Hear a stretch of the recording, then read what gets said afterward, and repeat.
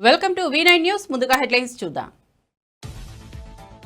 79వ స్వాతంత్ర దినోత్సవ వేడుకల్లో జాతీయ పతాక ఆవిష్కరణ చేసిన సీఎం. ఆడబిడ్డలకు కానుకగా ఆర్టీసీ బస్సుల్లో స్త్రీశక్తి ఉచిత ప్రయాణ ప్రారంభం. ఏడాది పాలనలో సూపర్ 6 హామీలను సూపర్ హిట్ చేశామన్న చంద్రబాబు. స్వాతంత్ర దినోత్సవ ప్రసంగంలో ప్రధాని మోదీ సరికొత్త రికార్డ్. ఎర్రకోట నుంచి 105 నిమిషాల పాటు సుదీర్ఘ ప్రసంగం. 2024 నాటికి తన 98 నిమిషాల రికార్డును అధిగమించిన ప్రధాని వరుసగా 12వసారి ప్రసంగించి ఇందిరా రికార్డ్ బ్రేక్. స్వాతంత్ర దినోత్సవ వేడుకల్లో సీఎం రేవంత్ బలహీన వర్గాల 100 కలను నిజం చేశామని వెల్లడి. తెలంగాణను 20 నెలల కాలంలోనే దేశానికి రోల్ మోడల్ గా నిలబెట్టామన్న సీఎం రేవంత్ రెడ్డి. కాకినాడలో స్వాతంత్ర దినోత్సవ వేడుకలు. జాతీయ జెండా ఎగరవేసిన డిప్యూటీ సీఎం పవన్ కళ్యాణ్. విదేశీ శక్తుల కనుసన్నల్లో అంతర్గత శత్రువులు పనిచేస్తున్నారని వ్యాఖ్య. ఇక వార్త వివరాల్లోకి వెళ్తే 79వ స్వాతంత్ర దినోత్సవ వేడుకల్లో జాతీయ జెండా ఆవిష్కరించిన డిప్యూటీ సీఎం పవన్ కళ్యాణ్ ఎన్నికల్లో గెలిస్తే ప్రజా తీర్పు, ఓడితే ఓటు చోరీ అంటారా అని పులివెందుల ఎమ్మెల్యే జగన్మోహన్ రెడ్డిని ప్రశ్నించారు. ఇది ఎక్కడి న్యాయమని విమర్శించారు. ఓటమిని అంగీకరించకపోవడం ప్రజాస్వామ్యానికి విరుద్ధమని, ఎన్నికల ఫలితాలను గౌరవించడం ప్రతి రాజకీయ నాయకుడి కర్తవ్యమని అన్నారు.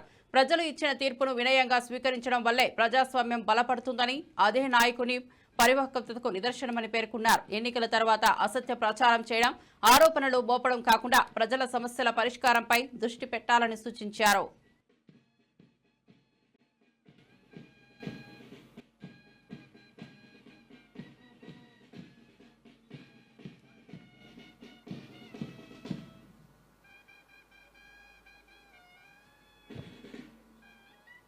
సుస్థిరత ప్రజలకు ఇవ్వాలన్న ఒక ఉద్దేశం తప్ప పదవుల్లో కూర్చొని దీన్ని ఎంజాయ్ చేయాలి, లేదంటే దీన్ని ఆస్వాదించాలన్న అది ఎవరి కాంక్ష ఎవరికి లేదు.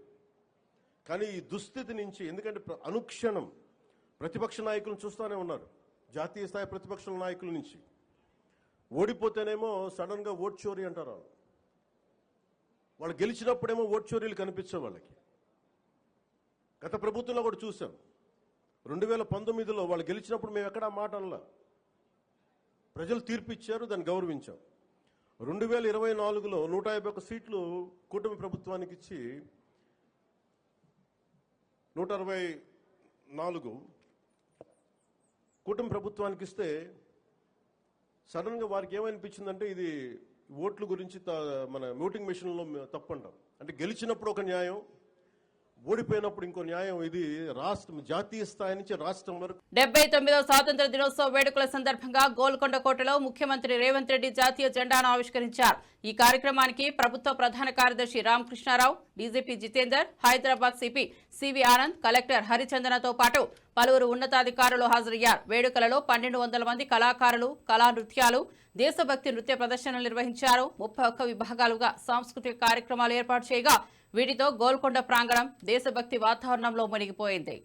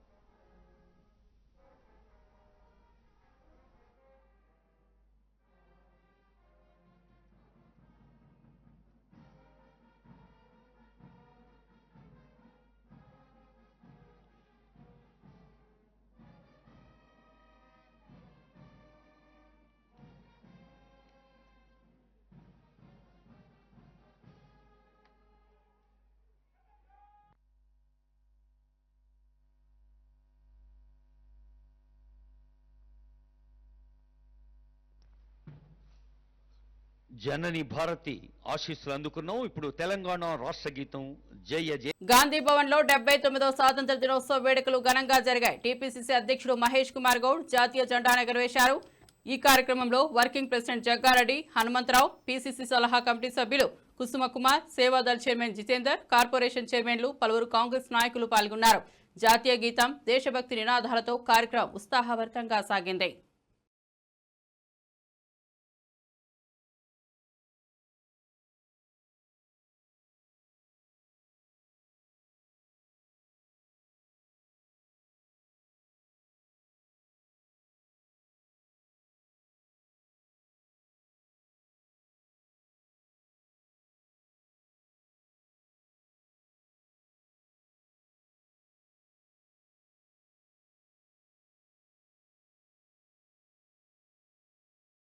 ओपन आओ, एक सेकंड वंदे मातरम शुरू करेंगे। वंदे मातरम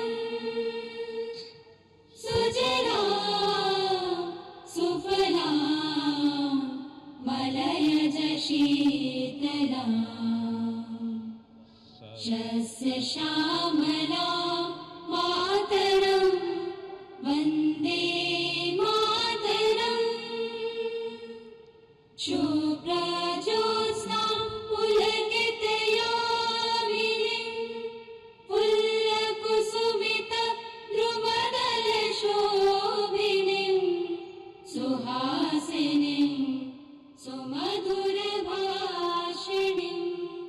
सुखदां वरदां मातरं वन्दे मातरं वन्दे मातरं। ఇప్పుడు పతాక ఆవిష్కరణ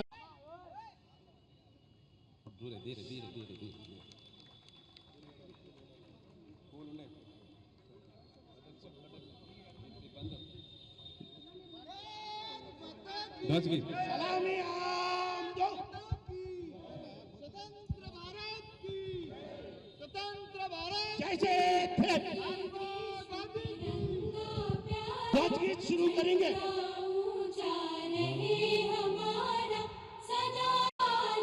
प्रेम सुधा बरसाने वाला, वीरों को हर्षाने वाला, मातृभूमि का तन मन सारा, झंडा ऊंचा रहे हमारा, शान न इसकी जाने पाए, चाहे जान भले ही जाए, जय करके दिखला। 79వ స్వాతంత్ర దినోత్సవం సందర్భంగా తిరుమల క్యాంప్ కార్యాలయంలో టీటీడీ చైర్మన్ బీఆర్ నాయుడు జాతీయ జెండాను ఎగురవేశారు. ఈ కార్యక్రమంలో టీటీడీ అధికారులు, సిబ్బంది, భక్తులు పాల్గొన్నారు. జాతీయ గీతం ఆలపించడంతో ప్రాంగణం దేశభక్తి వాతావరణంలో మారబోగింది. దేశ స్వాతంత్ర్యం కోసం ప్రాణత్యాగం చేసిన మహానీయులను స్మరించుకున్నారు. స్వాతంత్రానికి అంకిత భావం, ఐక్యత, సాంఘిక సమైక్యతను ప్రాముఖ్యతను చైర్మన్ నాయుడు తన సందేశంలో హైలైట్ చేశారు. దేశ అభివృద్ధి కోసం ప్రతి పౌరుడు తన వంతు బాధ్యతను నిర్వర్తించాలన్నారు.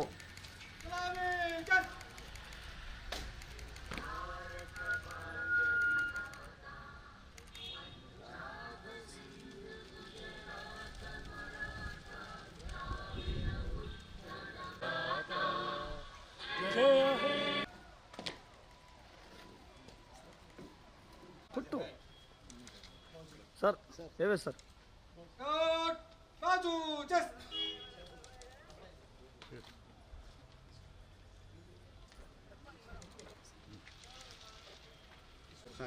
సార్ ఏవే సార్ కొంచెం అటు వెళ్ళిపోండి వెనక్కి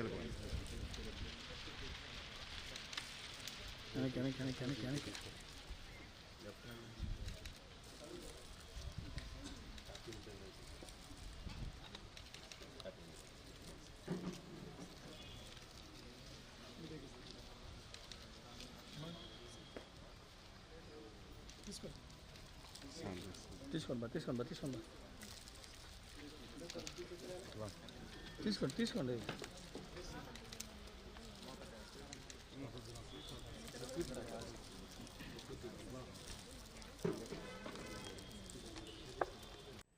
79వ స్వాతంత్ర దినోత్సవం సందర్భంగా చిరంజీవి చారిటబుల్ ట్రస్ట్ కార్యాలయంలో మెగాస్టార్ చిరంజీవి జాతీయ జెండాను ఆవిష్కరించారు. ఈ కార్యక్రమంలో నిర్మాత అల్లు అరవింద్, నటుడు సాయి ధరమ్ తేజ్ పాల్గొన్నారు. జాతీయ గీతం నడుమ జెండా ఆవిష్కరణ అనంతరం దేశ స్వాతంత్ర్యం కోసం త్యాగం చేసిన మహానీయులను స్మరించుకున్నారు. చిరంజీవి స్వాతంత్ర స్ఫూర్తిని కాపాడుకోవడంలో ప్రతి పౌరుడి బాధ్యతను ప్రాముఖ్యంగా పేర్కొన్నారు.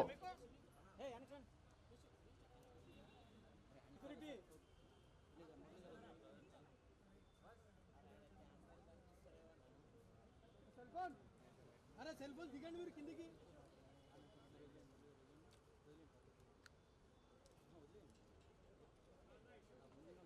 ఏ కెమెరా డౌన్ చేయ బ్రదర్.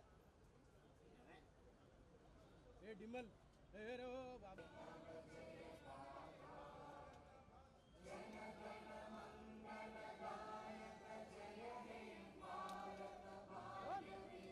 ఏ కిమల్ వైఎస్ షర్మిలారెడ్డి చంద్రబాబు మరియు జగన్ ఇద్దరికీ తేడా లేదని తీవ్ర వ్యాఖ్యలు చేశారు. కుప్పంలో ప్రజాస్వామ్యాన్ని వైఎస్ఆర్సీపీ కూనీ చేస్తే పులివెందులలో చంద్రబాబు అదే విధంగా చేశారని ఆరోపించారు. ఇద్దరూ కలిసి ఎన్నికల్లో ప్రజాస్వామ్యాన్ని దెబ్బతీశారని, మోదీ కోసం పనిచేస్తున్న వారేనని విమర్శించారు. ఒకరు బహిరంగ పొత్తు, మరొకరు అక్రమ పొత్తు పెట్టుకున్నారని ఎద్దేవా చేశారు. ఓటు చోరీపై మోదీని ప్రశ్నించడం లేదని ప్రశ్నిస్తూ ప్రజాస్వామ్యం బ్రతకాలంటే దేశం, రాష్ట్రంలో కాంగ్రెస్ అధికారంలోకి రావాలని పిలుపునిచ్చారు. కడప జిల్లాలో కూడా పులివెందల్లో కూడా అదే టీడీపీ చేసింది. కానీ ఇద్దరికీ చెప్పాలనుకుంటున్నది, ఇద్దరు ప్రజాస్వామ్యాన్ని కూని చేశారు. టీడీపీ అయినా వైసీపీ అయినా ఇద్దరికీ పెద్ద తేడా లేదు. అందుకే చెప్తున్నా, వీళ్ళందరూ మోడీతో అలాగే ఉన్నారు ఏదో ఒక రకంగా. చంద్రబాబు గారైతే బహిరంగంగానే కూటమి కట్టారు, కానీ జగన్మోహన్ రెడ్డి గారు ఏమీ తక్కువ తినలేదు. ఈయన రహస్యంగా కూటమి కట్టారు, అంతే తేడా. వీళ్ళందరూ మోడీ కోసం పనిచేస్తున్న వాళ్ళే. వీళ్ళందరూ ఎంపీలు ఎంతమంది, 25 మంది లోక్సభ, 11 మంది రాజ్యసభ, ఏ పార్టీకి చెందిన ఎంపీలైనా ఈరోజు బీజేపీకే ఎందుకు ఊడిగలు చేస్తున్నారు? ఇదంతా రాష్ట్ర ప్రజలు ఆలోచించాల్సిన అవసరం ఉంది. ప్రజాస్వామ్యం ఎవరూ బ్రతికించే వాళ్ళు లేరు ఇక్కడ. కాబట్టే చెప్తున్నాం, కాంగ్రెస్ పార్టీ పుంజుకోవాల్సిన అవసరం ఉంది. కాంగ్రెస్ పార్టీ బలపడాల్సిన అవసరం ఉంది. కాంగ్రెస్ పార్టీ బలపడితేనే ప్రజల గొంతును వినిపించగలరు. కాబట్టే ఈరోజు ప్రజాస్వామ్యం బ్రతికించడానికే, రాజ్యాంగాన్ని బ్రతికించడానికే ఈరోజు కాంగ్రెస్ పార్టీ ఈ పెద్ద పోరాటాన్ని కూడా నెత్తికెత్తుకుంది. అంటే ఓటర్ చోరీ విషయంలో కూడా ఇంతవరకు చంద్రబాబు గారు, జగన్మోహన్ రెడ్డి గారు మాట్లాడటం లేదు, మోడీ గారిని విమర్శించడం లేదు. ఈసీని ఎందుకు మీ గుప్పెట్లో ఉంచుకున్నారు అని మోడీ గారిని ప్రశ్నించడం లేదు. ఎందుకు అని అడుగుతున్నాం. ఎందుకంటే చంద్రబాబు గారేమో కూటమి కట్టారు, జగన్మోహన్ రెడ్డి గారేమో అక్రమ పొత్తు పెట్టుకున్నారు. 79వ స్వాతంత్ర దినోత్సవం సందర్భంగా ఎమ్మెల్యే మల్లారెడ్డి బోయిన్పల్లిలోని తన నివాసంలో జాతీయ జెండాను ఆవిష్కరించారు. ఈ సందర్భంగా ప్రజలంతా సుఖ సంతోషాలతో ఉండాలని ఆకాంక్షిస్తూ స్వాతంత్ర దినోత్సవ శుభాకాంక్షలు తెలిపారు. స్వాతంత్ర సమరయోధులను స్మరించుకుని వారి త్యాగాలకు కృతజ్ఞతలు తెలిపారు. దేశ అభివృద్ధి కోసం ప్రతి ఒక్కరూ తమ వంతు పాత్ర పోషించాలన్నారు.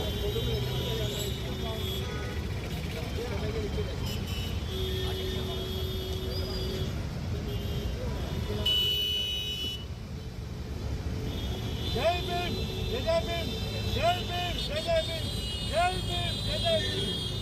భారత్ మాతా కీ.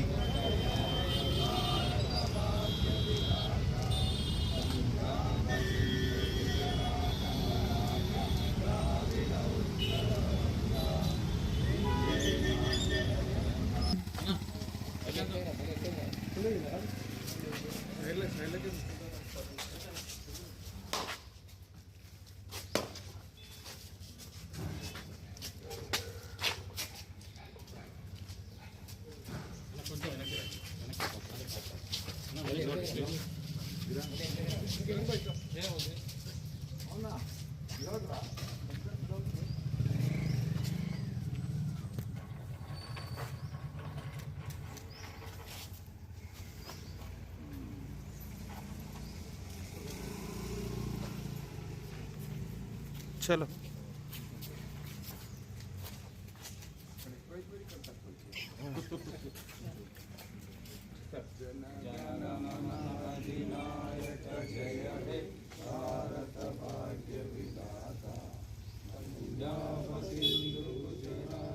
తెలంగాణను పరాయి పెత్తనం నుండి విముక్తి చేసుకుని సాధించుకున్న తర్వాత ఇప్పుడు మళ్లీ ఢిల్లీ పార్టీల పెత్తనం పెరుగుతోందని బీఆర్ఎస్ నేత కేటీఆర్ అన్నారు. ముఖ్యమంత్రి ఇప్పటికే 51 సార్లు ఢిల్లీకి వెళ్లారని, ప్రతి చిన్న పనికి ఢిల్లీకి వెళ్తే పరిస్థితి ఏర్పడిందని విమర్శించారు. ఈ ధోరణి కొనసాగితే తెలంగాణ తన స్వతంత్రం, స్వేచ్ఛను కోల్పోయే ప్రమాదం ఉందని హెచ్చరించారు. బతికే ఒక పరిస్థితి, ఆర్థిక స్వావలంబనతో బతికే ఒక పరిస్థితి, అట్లాంటి పరిస్థితిని కేసీఆర్ గారి నాయకత్వంలో మనం 2014లో తెలంగాణ సాధించుకోవడం ద్వారా మనం ఆర్జించుకుంటే ఈరోజు పూర్తి భిన్నంగా దానికి పరాయి వాళ్ళ పాలన పోయింది, ఢిల్లీ కిరాయి పాలన మొదలైంది అనే విధంగా ఢిల్లీ పార్టీల పెత్తనం మళ్ళీ ఒక్కసారి తెలంగాణ మీద నడుస్తూ ఉన్నది. ముఖ్యమంత్రి 51 సార్లు ఇప్పటికి ఢిల్లీ పోయి వచ్చారు కేవలం 20 నెలల్లో. అట్లాగే ప్రతి చిన్న పనికి కూడా ఢిల్లీ వైపే చూడాల్సిన పరిస్థితి. మళ్ళొక్కసారి ఢిల్లీ చేతుల్లో జుట్టు చిక్కిన తర్వాత తెలంగాణ తిరిగి ఒక్కసారి పరాయి వారి బానిసత్వంలోకి పోయి మళ్ళీ తిరిగి తన స్వాతంత్రాన్ని, తన స్వేచ్ఛను కోల్పోతున్న పరిస్థితి ఇవాళ కనబడతా ఉంది. సంక్షేమంలో వెనుకబడ్డది, వ్యవసాయంలో వెనుకబడ్డది, ఐటీ పరిశ్రమలు తరలిపోతున్నాయి వేరే రాష్ట్రాలకి. దానికి 2 ఢిల్లీ పార్టీలు కూడా కారణం. ఒక కాంగ్రెసే కాదు, ఖచ్చితంగా బీజేపీ కూడా దానికి కారణం అని చెప్పక తప్పదు. అందుకే నేను తెలంగాణ ప్రజలకు చేసే విజ్ఞప్తి ఒకటే. పెద్దలు జయశంకర్ గారు ఒకసారి కాదు కొన్ని వేల సార్లు చెప్పారు, స్వీయ రాజకీయ అస్తిత్వమే తెలంగాణకు ఏనాటికైనా శ్రీరామ రక్ష. సాధించుకున్న స్వాతంత్రాన్ని కాపాడుకోవాలి, ఆ స్వతంత్రంగా బతికే తెలంగాణలో ఆత్మగౌరవంతో బతకాలి. ఆత్మగౌరవంతోనే కాదు, పేదలు ఆర్థిక స్వావలంబన సాధించాలి అంటే ఖచ్చితంగా స్వీయ రాజకీయ అస్తిత్వ శక్తి అయిన బీఆర్ఎస్, దాని నాయకుడు కేసీఆర్ గారి నాయకత్వమే మన రాష్ట్రానికి శ్రీరామ రక్ష అనే మాటను మీ అందరికీ కూడా గుర్తు చేస్తూ మళ్ళీ ఒక్కసారి తెలంగాణ ప్రజలకు, అదేవిధంగా మా సహచర భారతీయులందరికీ, సోదరులకి, సోదరీమణులందరికీ ప్రపంచవ్యాప్తంగా ఎక్కడ ఉన్నా వారందరికీ కూడా స్వాతంత్ర దినోత్సవ శుభాకాంక్షలు తెలియజేస్తూ, మనను విడదీసే అంశాలు 100 ఉన్నాయి, కులాలు మతాల పేరిట 100 ఉన్నాయి, కానీ కలిపి ఉంచే ఒకే ఒక్క అంశం భారతీయత. అది కోల్పోకుండా అందరం కూడా సహచరులుగా, సోదరులుగా, సోదరభావంతో ముందుకు పోదామని చెప్పి విజ్ఞప్తి చేస్తూ జై హింద్. వైఎస్ఆర్సీపీ కేంద్ర కార్యాలయంలో 79వ స్వాతంత్ర దినోత్సవ వేడుకల్లో జాతీయ జెండా ఆవిష్కరించిన party state coordinator Sajjala Ramakrishna Reddy ఈ సందర్భంగా ఎన్నికల వ్యవస్థపై తీవ్ర విమర్శలు గుప్పించారు. ఈవీఎంల మోసాలతో గెలిచారని, గత ఎన్నికల్లో 12.5% ఓట్లు పెరిగిన విధానంపై ఎవరూ సమాధానం ఇవ్వలేదన్నారు. జెడ్పీటీసీ ఉప ఎన్నికల్లో వ్యవస్థలను నిర్వీర్యం చేశారని, సీసీ ఫుటేజీ, వెబ్కాస్టింగ్ ఇవ్వలేదని ఆరోపించారు. పారదర్శక ఎన్నికలకే భయపడుతున్నారని విమర్శించారు.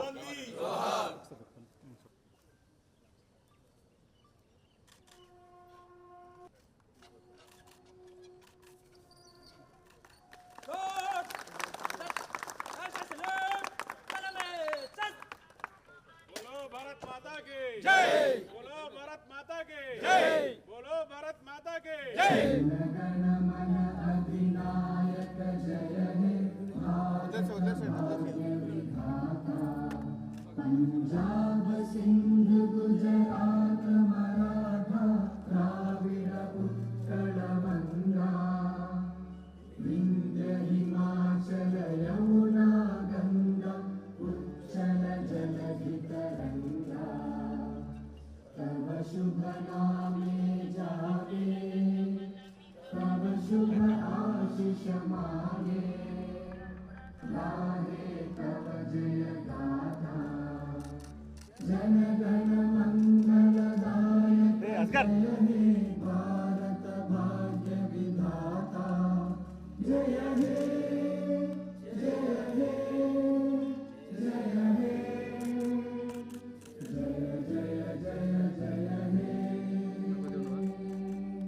కాంగ్రెస్ ప్రభుత్వం లైఫ్ ట్యాక్స్ పెంపు పేద మధ్యతరగతిపై దాడి అని మాజీ మంత్రి హరీష్ రావు విమర్శించారు. 1000 కోట్ల పన్ను భారం మోపి 1,00,000 బైకు 3,300 లైఫ్ ట్యాక్స్ విధించడం బాధాకరమన్నారు.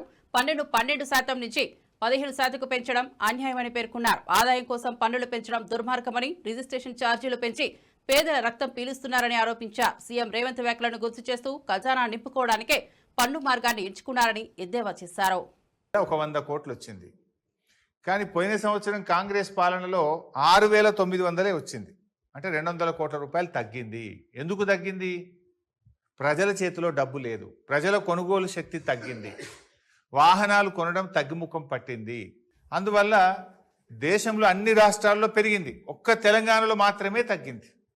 ఎందుకు తగ్గిందంటే నీ పరిపాలన వైఫల్యం. వీళ్ళు బడ్జెట్లు ఎంత పెట్టుకున్నారు? 8,500 కోట్లు వస్తుందని పెట్టినారు బడ్జెట్లో. వచ్చింది ఎంత? 6,900 వచ్చింది. దాదాపు మీ అంచనాల కంటే 1500 కోట్ల రూపాయలు పోయిన ఆర్థిక సంవత్సరంలో ఆర్టీఏ ట్యాక్స్ తక్కువ వచ్చింది 6900. మళ్ళీ మొన్న బడ్జెట్లో ఏం పెట్టింది 25-26 సంవత్సరానికి 8535 కోట్లు వస్తుంది అన్నారు. నేను అప్పుడే అడిగిన, అరే నువ్వు వచ్చిందే 6900, పోయిన సంవత్సరం కంటే తగ్గింది, ఈ సంవత్సరం నువ్వు మళ్ళీ 1600-1700 కోట్లు పెంచినావు, యాడికెళ్ళి పెంచుతావు, పన్నులు వేస్తావా, ప్రజల మీద భారం వేస్తావా అని మేము అసెంబ్లీలో అడిగాం బీఆర్ఎస్ పార్టీ తరఫున.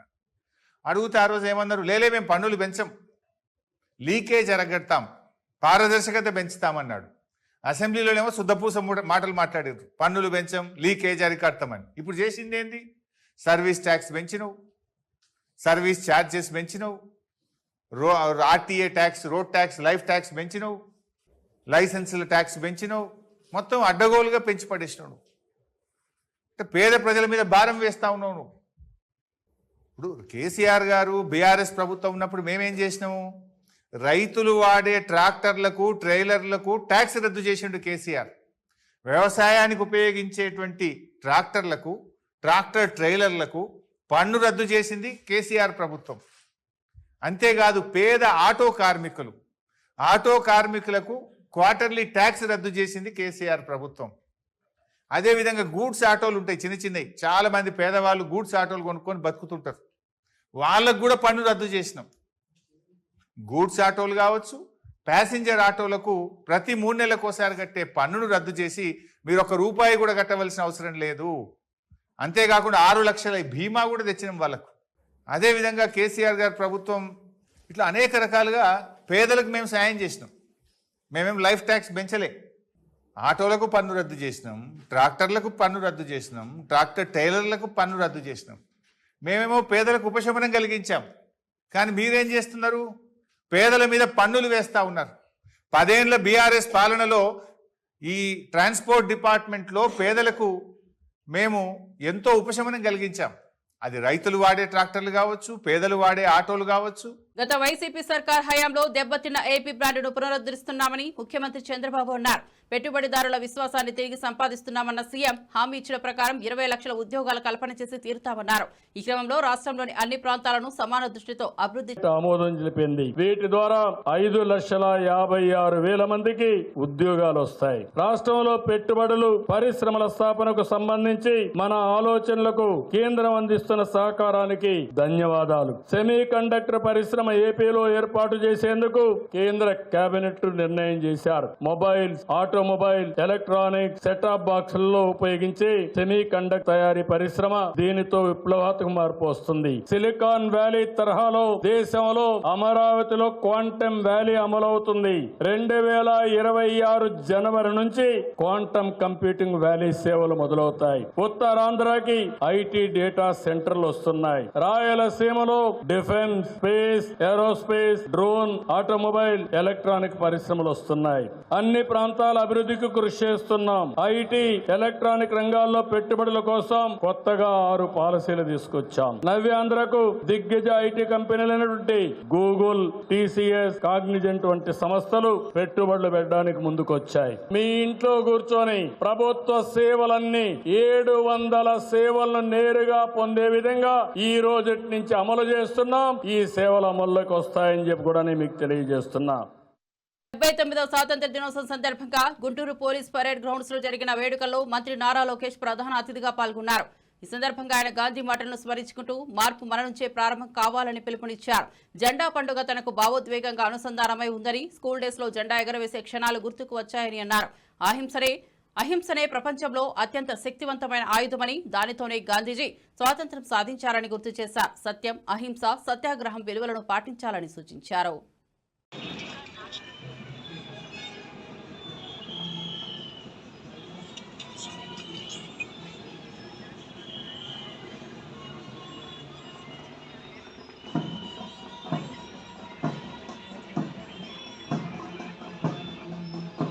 ఆంధ్ర రాష్ట్రానికి నిజమైన స్వాతంత్ర్యం దూరమైందని ఉమ్మడి చిత్తూరు జిల్లా అధ్యక్షుడు భూమన కరుణాకర్ రెడ్డి తీవ్రంగా విమర్శించారు.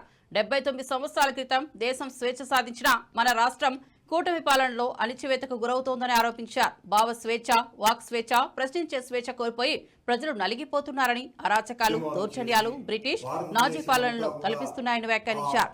మళ్లీ స్వేచ్ఛ కోసం ప్రజా పోరాటాలు అవసరమని పిలుపునిచ్చారు. తెచ్చుకున్నటువంటి మనం ఈ రోజున బ్రిటిష్ వారి కంటే, నాజీల కంటే, నిజాముల కంటే నయా జారుల్లాగా రాష్ట్రంలో ఒక కూటమి ప్రభుత్వం ప్రజల హక్కుల్ని పూర్తిగా హరించి వేస్తోంది. ఇక్కడ వాక్ స్వాతంత్రాన్ని కోల్పోతున్నాం, ప్రశ్నించేటువంటి పరిస్థితులు లేకుండా పోతున్నాయి. ప్రజాస్వామ్య గొంతులన్నింటినీ కూడా నొక్కి పారేస్తున్నారు. ఇక్కడ ఎన్నికలు ఒక హాస్యాస్పద స్థాయికి దిగజారిపోయాయి. ఎక్కడ చూసినా అరాచకము, అవినీతితో తమల్ని ప్రశ్నించేయడానికి ప్రయత్నించే వాళ్ళందరినీ కూడా అధపాతాళానికి తొక్కడానికి వాళ్ళ మీద అనేక నిందారోపణలు మోపి హింసలకు పాల్పడే వాళ్ళుగా చిత్రీకరించి తప్పుడు కేసులు బనాయించి జైళ్ళల్లోకి కుక్కి ప్రజాస్వామ్యం అన్నది లేకుండా సర్వనాశనం చేయటానికి కంకణం కట్టుకున్నటువంటి ఈ నయా జారులు, నయా నిజాంలు, నయా బ్రిటిష్ వారు మనల్ని పరిపాలించటం అన్నది చాలా బాధ కలిగించేటువంటి విషయం. ఈ రోజున ఏ ఒక్క గొంతు కూడా మాకు అన్యాయం జరిగింది, జరుగుతోంది, మీరు చెప్పినటువంటి వాగ్దానాలను నెరవేర్చలేకపోయి మీరు మా మీదనే దాడి చేస్తున్నారు అని ప్రశ్నించటానికి కూడా వీలు లేనంత స్థాయిలో తమ ఇనుప పాదాలతో ఈ నయా జారులు మనల్ని కూడా అణగదొక్కే ప్రయత్నం చేస్తున్నారు. ఓటు ఒక ప్రహసనంగా మారిపోయింది. సంవత్సరంన్నర క్రితం జరిగినటువంటి ఆంధ్ర రాష్ట్ర ఎన్నికలలో మొత్తం ఈవీఎంలన్నింటినీ కూడా ట్యాంపర్ చేసినారు అని ప్రజాస్వామ్యబద్ధంగా పరిపాలించి రాష్ట్రంలో ఉన్నటువంటి దాదాపు 2 కోట్ల మందికి పైగా ఉన్న పేద ప్రజల జీవితాలలో వెలుగులు నింపడానికి 2.5 లక్షల కోట్ల రూపాయలకు పైగా ప్రజలకు పంచినటువంటి జగన్మోహన్ రెడ్డి గారి పట్ల ప్రజలకు ఉన్నటువంటి అపరిమితమైనటువంటి అభిమానాన్ని ఈ నయా జారుల కూటమి ఈవీఎంలను మేనేజ్ చేసి గెలిచింది అన్నటువంటి విషయం చాలా సుస్పష్టంగా ఈ రోజున ప్రపంచానికంతా కూడా అవగతమైపోయింది.